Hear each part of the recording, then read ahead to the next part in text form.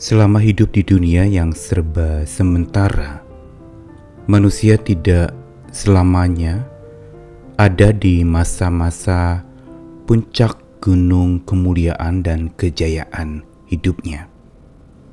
Masa puncak yang penuh kebahagiaan, yang segalanya tampak begitu indah, mulia dan sempurna. Tetapi akan ada masanya, dan setiap orang pasti akan melaluinya. Masa lembah kelam. Lembah selalu diidentikan dengan sesuatu yang mengerikan, mencekam. Lembah selalu berkaitan dengan sebuah bayang-bayang maut atau bahkan kematian serta kebinasaan. Dan masa lembah kelam itu setiap orang bisa saja berbeda-beda bentuknya. Ada masa ketika kehilangan orang yang dia kasihi. Masa kabung itu menjadi masa lembah kelamnya. Atau masa ketika dia hancur-hancuran, habis-habisan mengalami kebangkrutan dalam hidupnya. Atau masa di mana dia sedang sakit atau sekarat. Masa di mana dia sedang kritis di dalam kondisi kesehatannya. Atau lembah kelam itu bisa jadi berupa sebuah konflik rumah tangga yang memang tampak begitu suram dan kelam di dalam keluarga. Dan masih berbagai macam versi lembah kelam yang dialami oleh setiap orang.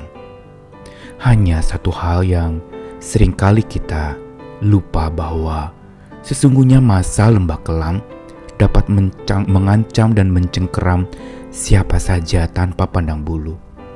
Kapan saja, bisa sewaktu-waktu datang tanpa diundang. Dan juga bisa terjadi di mana saja. Bisa di tempat-tempat di mana kita pikir di situ tidak ada lembah, tapi ternyata di situ kita berhadapan dengan lembah kelam. Atau ada masa di mana kita sedang merasakan sesuatu yang tampaknya ada dalam mimpi begitu indah, tapi tiba-tiba mimpi itu berubah menjadi mimpi buruk yang melukai, yang membuat hati tampak suram dan muram. Namun janji Tuhan pasti. Di lembah kelam ada sang kalam. Apa atau siapakah sang kalam itu? Saya Nikolas Kurniawan menemani di dalam Sabda Tuhan hari ini yang akan menyapa kita dari satu ayat di dalam Mazmur yang sangat terkenal, ditulis oleh seorang Daud. Mazmur 23 ayat yang keempat, sekalipun aku berjalan dalam lembah kekelaman, aku tidak takut bahaya, sebab engkau besertaku, gadamu dan tongkatmu, itulah yang menghibur aku. Bagian yang paling dramatis di dalam Mazmur 23 ada di dalam ayat yang keempat. Kalau di dalam ayat 1-3 dikatakan Tuhan adalah gembala kita, Dia yang akan membawa kita ke air yang tenang, ke padang rumput yang hijau. Namun di dalam ayat yang keempat ini justru menunjukkan satu fakta dan realita yang terselip di tengah-tengah berita penghiburan dari Tuhan, bahwa Dia gembala agung hidup kita. Yaitu ada lembah kelam yang tidak bisa tidak kita harus hadapi selama kita hidup. Masa yang memang tidak mudah untuk dijalani. Masa yang kita sedapat mungkin mau singkirkan. Kita tidak mau menghadapinya, dan karena itu kita menyangkali adanya lembah kelam dalam hidup kita. Dengan berpikir positif, mensugesti diri dan merasa, lalu mengatakan dengan slogan-slogan atau moto, saya tidak pernah akan mengalami lembah kelam. Saya selalu ada di puncak kejayaan. Saya selalu ada di gunung kemuliaan.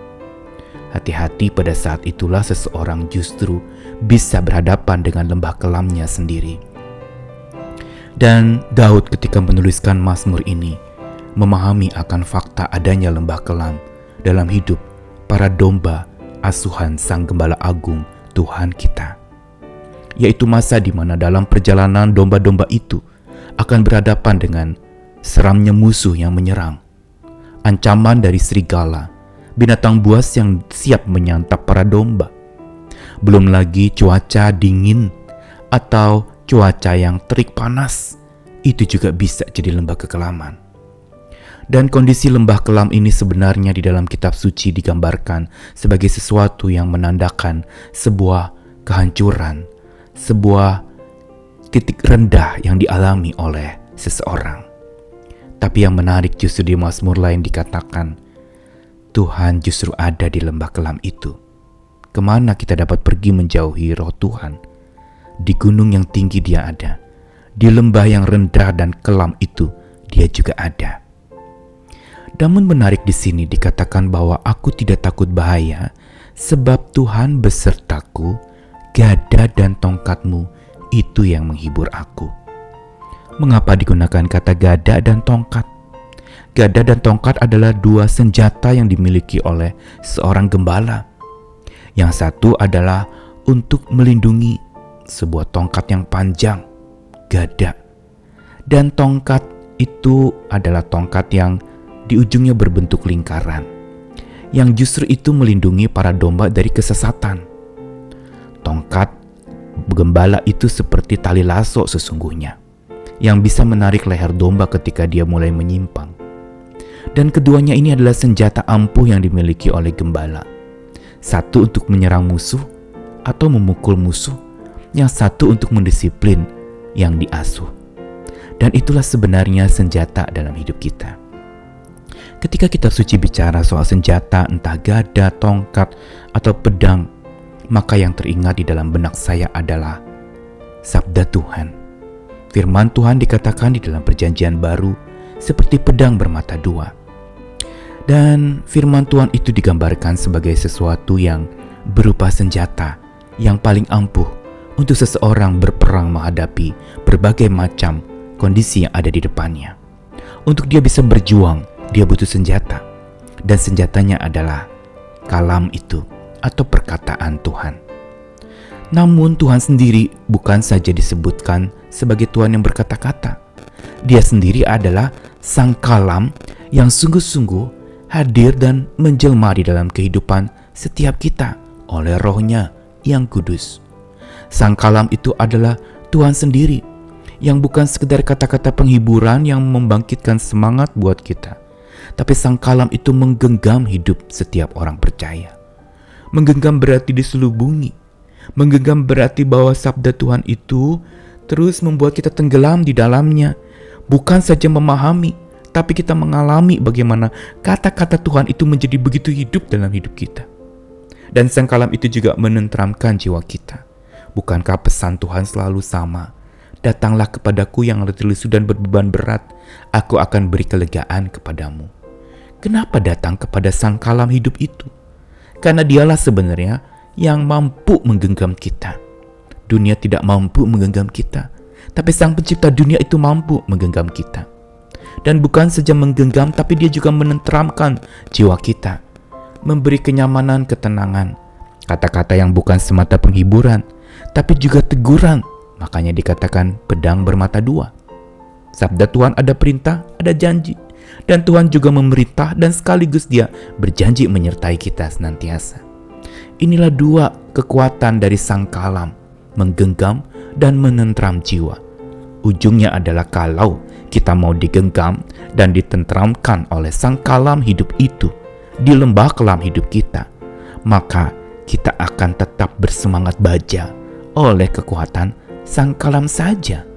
Dialah yang akan memampukan kita menghadapi lembah kelam yang entah kapan itu akan terjadi, atau saat ini sedang terjadi, atau mungkin dulu pernah terjadi.